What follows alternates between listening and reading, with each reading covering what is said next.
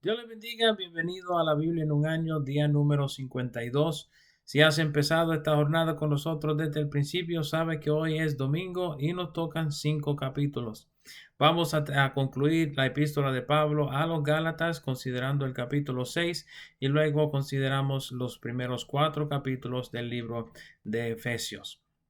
El capítulo 6 continúa el pensamiento de Pablo en cuanto a la manifestación del Espíritu y la manifestación de la carne, los frutos de la carne y los frutos del Espíritu, exhortando a los hermanos a ser tiernos y tener mansedumbre uno con los otros si uno es hallado en alguna falta. Es la respuesta espiritual al pecado, es la restauración, mientras que la respuesta carnal al pecado sería la condenación, sería juzgar, sería el prejuicio. Mientras tanto, Pablo entonces les dice que deben considerarse cada uno ellos mismos, entendiendo que ninguno sería exento a caer en el pecado en algún momento.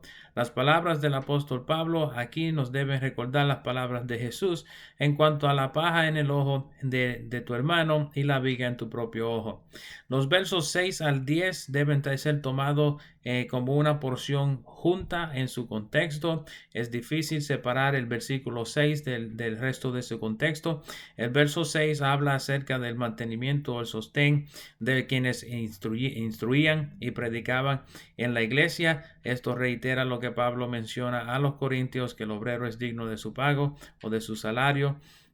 Los versos 7 al 10 explican en ese mismo contexto que aportar a la obra del Señor sería aportar al Espíritu, sembrar para el Espíritu, mientras que aportar a la obra del Señor, a las obras de la carne, sería entonces produciría corrupción. Entonces los versos 9 y 10 es una exhortación a no tan solamente sostener a quienes estaban instruyendo, sino también a dar para también la obra del Señor servir a los necesitados. Pablo termina escribiendo de su propia mano, pueden ver en el verso 11, que llama la atención al tamaño, al cambio del tamaño en las letras, diciendo, mira con cuán grandes letras os escribo de mi propia mano. Deben entender que el apóstol Pablo a esta temporada piensan que ya estaba padeciendo de ceguera, por lo cual estaba escribiendo un poco más grande de lo normal, simplemente porque no podía ver tan claramente. Es la razón también por qué utilizaba secretarios para escribir sus epístolas. Deben notar al final, en el cierre de la epístola, que Pablo vuelve y reitera como es su estilo retórico, regresa a un tema cubierto en los capítulos 2 y 3, que se está gloriando en la cruz y no gloriándose en sí mismo. Vuelve y menciona una vez más sobre los judaizantes que se circuncidan pero no guardan la ley, y después quieren que otros también hagan lo mismo. Vuelve y reitera entonces que se gloria en la cruz del Señor. Porque en el mundo me es crucificado a mí y yo al mundo. Mira, la bendición final es solamente un verso. Recuerden que Gálatas contiene la doxología al principio, por lo tanto típicamente Pablo lo incluía al final, puede ser por cuanto sabía que iba a despedirse escribiendo por su propia mano, que escribió o incluyó la doxología al principio y no al final. Ese es el capítulo 6 de la epístola de los Gálatas. Eso nos trae entonces al capítulo 1 de la epístola de Pablo a los Efesios. La epístola de Pablo a los Efesios es una de sus epístolas conocidas como las epístolas de la prisión. Es una de las más tarde escrita por el apóstol. Pensamos que haya sido entre el 60 y el 62 AD, cuando ya el apóstol se encontraba encarcelado en Roma. Trae muchos temas teológicamente profundos en la epístola. Para nuestro propósito vamos a hablar por encima lo que el apóstol trae en esta epístola, y van a notar que muchos de los temas que considera en sus escrituras a los Efesios ya lo hemos hablado o cubierto en la epístola de los Romanos y de las primeras y dos de Corintios, y apenas acabamos en la epístola de Gálatas. Pablo mantenía una buena relación con Éfeso. Actualmente sabemos que al final de su vida dejó a Timoteo como pastor de la obra y mantenía un buen contacto, una buena comunicación con la ciudad. Sabemos que visitó por lo menos en 2 ocasiones personalmente a Éfeso. La primera fue bien breve, es mencionado en Hechos 18, Hechos capítulo 18, versos 19 al 21, y fue un contacto muy breve en la cual sí había ya una obra, había creyentes en el área. Es cuando Pablo pregunta si habían recibido el Espíritu Santo. Más luego en Hechos 19, 1 hasta el 20, el capítulo 20, verso 1, sabemos que Pablo pasa por lo menos 3 años como misionero en la ciudad de Éfeso. Éfeso era una ciudad enorme. Recordarán el alboroto en Éfeso por motivos de la diosa Diana y los plateros quienes hacían las estatuas para la adoración a Diana. La epístola empieza con una salutación de Pablo. Simplemente menciona a Pablo, no menciona a ninguno de los demás, que sería esperado porque estaba encarcelado en el momento. Posiblemente no quería divulgar quién estaba al lado suyo, pero es probable que haya tenido algún amanuenses o algún secretario que le escribiera el libro en ese tiempo. Esta epístola incluye una de las doxologías más grandes introductoras a la epístola. Empieza en el verso 3 y corre, dependiendo dónde se divide, hasta el verso 10, describiendo a Dios de distintas maneras. Teológicamente, el propósito de esta doxología era traer los pensamientos del apóstol en cuanto a Dios, en cuanto a Jesús, en cuanto al Espíritu Santo a través de esta adoración. Es como un cántico que incluye al principio. Allí van a notar que esta epístola va a tratar sobre el tema de la predestinación también, pero no se confundan con esto. Predestinado, pueden ver que dice que han sido predestinados. Más luego va a tocar acerca de eso, es en el verso 5. Más luego va a explicar un poquito acerca de eso. No pase mucho tiempo en ese asunto todavía.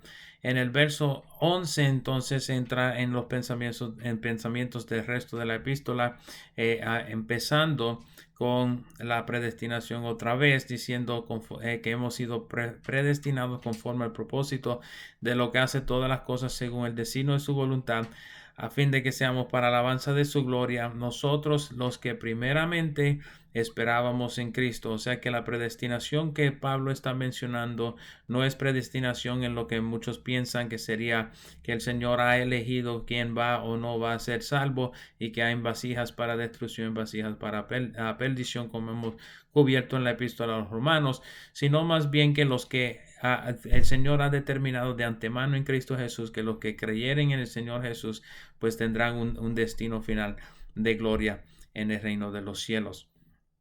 El verso 16 debe notar que Pablo menciona que no cesa de dar gracias por los efesios.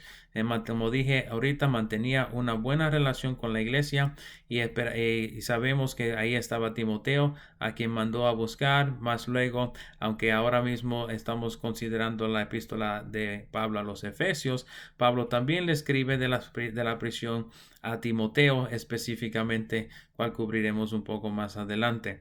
Podemos ver entonces al final, del final del capítulo, vuelve a hablar acerca de el Señor Jesús, y vuelve como si fuera otra vez un cántico o doxología, trayendo un punto particular de teología particular del apóstol. Puede leer particularmente para que vean los detalles de esa adoración. Recuerde que estoy brincando por encima por motivos del tiempo. Yo sé que estamos cubriendo mucho material en el día de hoy, pero noten los versos 22 y 23, donde dice que Dios sometió todas las cosas bajo sus pies, hablando de Jesús, y lo dio por cabeza sobre todas las cosas a la iglesia.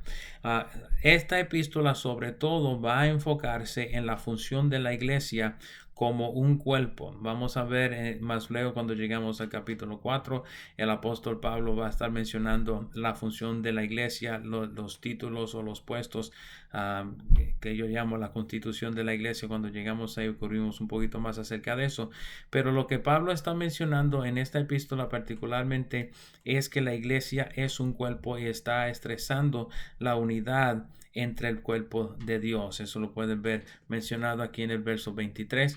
Esto es un tema que es relevante al ministerio de Pablo, y lo pudimos ver también en sus escrituras a los Corintios, donde les explicó, como vamos a ver también aquí, primeramente utilizando el ejemplo de un edificio y también utilizando el ejemplo de un cuerpo. En el capítulo 2 entonces vemos que Pablo les sigue su pensamiento del final del capítulo 1, donde está diciendo que el Señor Jesús, como todas las cosas le fueron sujetadas, nosotros quienes creemos en Él, ya no tenemos que andar como antes andábamos, donde dice, noten en el verso 2, que antes andábamos conforme a las cosas o la corriente de este mundo, conforme al príncipe de la potestad del aire. La príncipe de potestad del aire fue mencionado previamente, sabemos que es Satanás.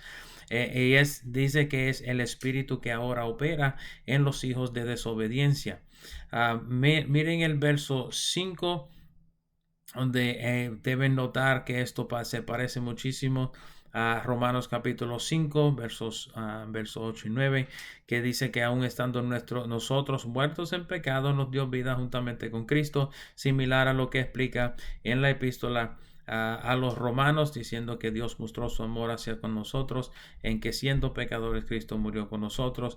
Aquí entonces el verso 6 se asemeja a Romanos capítulo 6, hablando acerca del bautismo y la resurrección. Aquí dice juntamente con él nos resucitó, y incluye parte de su pensamiento particular, lo cual hablamos acerca del apóstol Pedro, el apóstol Pablo, previamente también, y Esteban, por ejemplo, en Hechos capítulo 7, que particularmente todos mantenían la teología de Jesús, de que Jesús estaba sentado a la diestra del Padre, por lo cual menciona que nos ha hecho también a nosotros sentar en los lugares celestiales con Cristo Jesús, diciendo básicamente que nosotros hemos, mediante la fe, recibido un estatus, regresando a su pensamiento de adopción como hijos, de nivel que estamos nosotros también sentados juntamente con Cristo, siendo hijos de Dios. El verso 8, un verso clave a la teología de Pablo, algo también que ha mencionado ya, porque por gracia sois salvos por medio de la fe, y esto no de vosotros, pues es don de Dios. Aquí utiliza la palabra griega pestes, cual significa literalmente ser persuadido, y diciendo que nosotros no podemos ser persuadidos por nosotros mismos, tenemos que ser persuadidos por Dios. Entonces la fe de esa manera es don de Dios, y una vez que creemos en el Señor recibimos la gracia mediante Cristo Jesús. El verso 14, debemos entender que en los versos 14 en adelante Pablo está hablando, regresando al tema de nuevo entre los judíos y los gentiles, tema que ha hablado desde la epístola de los romanos, las epístolas a los corintios y también la epístola a los gálatas, donde ha estado hablando acerca de dos pueblos. El ministerio de Pablo, si se acuerdan en el libro de los Hechos, Pablo ministraba en las ciudades a diversos grupos y siempre comenzaba con los judíos para darle oportunidad primero a los judíos, pero terminaba predicando a los gentiles por el rechazo de los judíos. Pueden notar eso a través de el libro de los Hechos. Ahora, en esta escritura, ya al final de su ministerio, recuerden que está encarcelado, pronto a ser ejecutado en Roma, Pablo está escribiendo una vez más para decir que el Señor Jesús ha obrado la paz entre los dos pueblos, entre los judíos y los gentiles, en que ya, noten el verso 15, el uso de esa palabra teológicamente no voy a discutirlo aquí en este contexto, pero el verso 15, aboliendo en su carne las enemistades, la ley de los mandamientos expresados en ordenanzas, para crear en sí mismo de los dos un solo y nuevo hombre haciendo la paz. O sea que la ley era lo que separaba al pueblo judío del pueblo gentil. Pablo menciona que en Cristo Jesús, como ya la ley no aplica, por cumplimiento de Jesús y muerte de Jesús, recuerde que se hizo condenación para nosotros, porque la palabra decía que maldito quien sea colgado sobre un árbol o un madero, y dice entonces aquí que y Cristo sacó la ley de entre medio y unió los dos pueblos como un solo cuerpo. Pablo va a seguir enfatizando la unidad del cuerpo, dice que hace eso mediante la cruz. y mató de esa manera entre ellas las enemistades. La mayor enemistad para Pablo, que ya ha mencionado aquí, la obra de la ley, que era lo que él llamaba para los mutiladores, era la circuncisión innecesaria de los gentiles.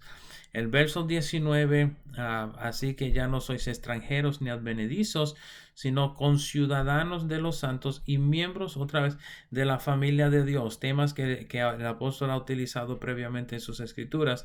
Y después en el verso 20 utiliza una alegoría similar a que somos edificados sobre el fundamento de los apóstoles y profetas, siendo la principal piedra del ángulo Jesucristo mismo.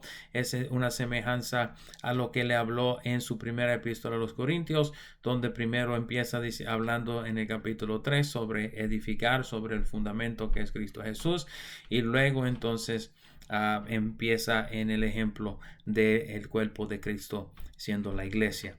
El capítulo 3 entonces nota en el primer verso que Pablo menciona que es prisionero de Cristo Jesús por los gentiles, puede decir dos cosas. Primeramente, que los romanos, siendo gentiles, habían arrestado a Pablo y lo tenían actualmente encarcelado. O también puede simbolizar que Pablo veía sus prisiones como motivo de predicar o resultado de predicarle a los gentiles. En este caso, caería bien sabiendo que Pablo está encarcelado en Roma y si fijamos bien en la epístola a los filipenses, notaremos que Pablo sí menciona predicarle aún a los centuriones que los velaban y a otros. El libro de los Hechos nos menciona que tuvo la oportunidad de predicarle a Félix y a Festo y a Agripa, y sabemos entonces que Pablo aprovechaba cada oportunidad para predicar a los gentiles y vio entonces a sus prisiones como oportunidad de seguir llevando el evangelio. En el verso 4, debe entender en el verso 4 que Pablo está hablando acerca del misterio de Cristo. Recuerden que en Gálatas acababa de hablar de la revelación del misterio de Dios en Cristo Jesús. El verso 6 dice que los gentiles son coherederos, son miembros del mismo cuerpo. Ahí, el misterio de que traía Pablo era que su ministerio era dedicado a los gentiles, y esto refiere otra vez al verso 1. Que su ministerio básicamente era dirigido hacia los gentiles. El verso 8, Pablo mismo menciona que es el más pequeño de todos los santos. No se enorgullece, no trata de elevarse o no está abusando de autoridad, algo que vimos que trató de expresar en sus múltiples epístolas a los Corintios. También en Gálatas también utilizó de esas mismas palabras. El verso 13 es importante porque enfatiza la persecución por predicar el evangelio, un tema que Pablo había mencionado también previamente con los corintios, quienes se escandalizaban del apóstol por algún motivo. También se lo mencionó a los gálatas y se lo está mencionando ahora, que actualmente está encarcelado, para que sus prisiones no fueran motivo de desmayar en la fe de los efesios, o sea que por motivo de que estuviera preso ellos perdieran la fe, pensando que la fe de Pablo no era suficiente como para mantenerlo fuera de la cárcel o librarlo de sus prisiones. En los versos 16 en adelante van a notar particularmente el 16 al 19 corresponde con las palabras de Pablo en la epístola a los Romanos capítulo 8 acerca del amor de Dios en Cristo Jesús. Aquí desea que los efesios conocieran, por ejemplo, la anchura, la longitud y la profundidad y la altura, y para que pudieran conocer el amor de Cristo. En los versos 20 y 21 son explícitamente una doxología, parte de un cántico que se cree que actualmente se cantaba en las iglesias a ese tiempo, pero noten bien que el énfasis de este cántico es lo que Dios puede hacer mediante los creyentes por su fe y en Cristo Jesús, y la obra del Espíritu Santo en cada creyente. Efesios capítulo 4, entonces Pablo Entonces, una vez más menciona sus prisiones. Dice que ruega que cada uno ande conforme a la vocación con que fue llamado. Noten los versos de unidad en el capítulo 1 hasta el capítulo 7, particularmente en este caso 4 al 6, donde menciona un cuerpo, un espíritu.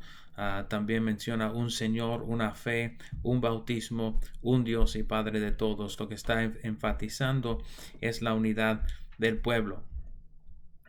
Menciona utilizando el Antiguo Testamento, subiendo a lo alto, llevó cautivo la cautividad, dio dones a los hombres, mencionando de cómo Jesús descendió primero del cielo para luego ascender. Eso lo menciona en el verso 10.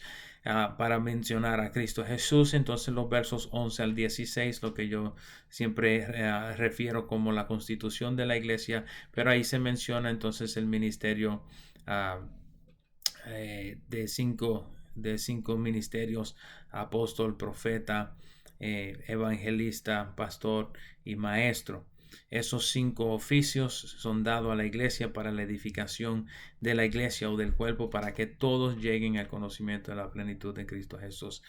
En el verso 19 ya entonces menciona que no pueden andar como los otros gentiles, solo exhorta no andar como los otros gentiles. Noten bien en el final del verso 17, en la vanidad de su mente, cual hace una mención, que está haciendo mención a la filosofía griega y el amor al conocimiento, cual enaltecía a los griegos, y era muy común que las escuelas de filosofía pues se miraran con desprecio los unos a los otros, pensando que uno había recibido mayor iluminación que otro.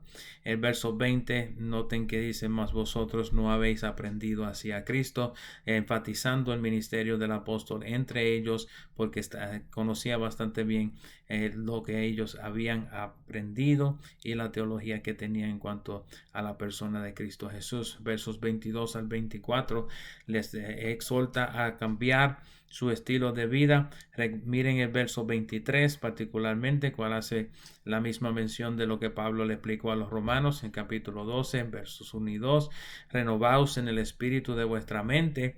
Entonces el verso 24, vestidos del nuevo hombre creado según Dios en la justicia y santidad de la verdad, que también conocemos de 2 Corintios 5, 17, donde el apóstol Pablo dice que si alguno está en Cristo Jesús, nueva criatura es. Versos 26, actualmente 25 en adelante, Pablo habla acerca del comportamiento de los creyentes: airaos pero no pequéis. El verso 27, no des lugar al diablo, que es el final actualmente de la oración del verso 26. Eso va en conjunto. La ira descontrolada da lugar al diablo, y por eso entonces dice que no deje bajar el sol sobre su enojo más adelante. El que hurtaba ya no hurte, que trabaje en vez de hurtar, y que se comunicaran entre ellos con amor y compasión, dignamente, con ninguna palabra corrompida. Y noten particularmente el verso 30, no contristéis al Espíritu Santo de Dios, con el cual fuisteis sellados para el día de la redención. En su contexto, contristar al Espíritu Santo es seguir obrando en las obras de la carne en vez de andar conforme al Espíritu. Está directamente relacionado con la conducta de los creyentes que ha mencionado en los previos versos: el enojo descontrolado, la ira, el rencor, el hurtar. Y después, miren, también es conectado con el verso 31, donde dice: quítense de vosotros toda amargura, enojo, ira, gritería y maledicencia y toda malicia. O sea que el Espíritu Santo de Dios es contristado en la iglesia cuando la iglesia se comporta de esta manera, porque Cristo no es glorificado mediante la obra del Espíritu Santo en traer la paz y la unidad en el cuerpo de Jesucristo. Pablo entonces termina el capítulo 4 con una exhortación a que seamos benignos los unos con los otros, demostrando misericordia y perdón, como también Dios nos perdonó a nosotros en Cristo Jesús. Sé que es mucho material, espero le haya sido de un poco de bendición y claridad. Seguimos con esto mañana, y Dios me los bendiga, Dios les guarde, que sigan disfrutando la palabra del Señor.